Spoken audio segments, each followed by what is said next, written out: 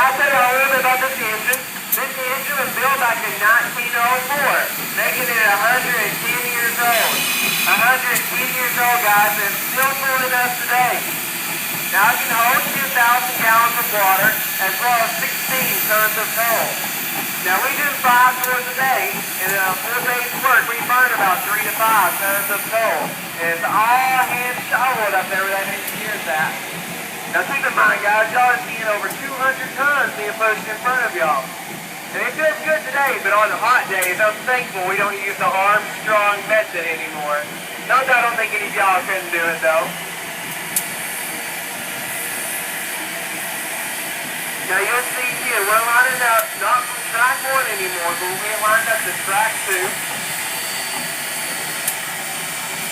Now this alignment is all going to be done by eyesight only. There's nothing automatic about it. All by the eyesight of our talented engineers and conductors. But don't worry, they don't miss that alignment. They'll make sure we're right on time. They got good eyesight here. Now guys, after we're done crossed over, if y'all do me a favor, wait till the engine is done crossed over, and then follow Alan. He's the other tour guide there. He's a handsome guy there in the vest and the cap. He'll take you to a tour of our repair shop.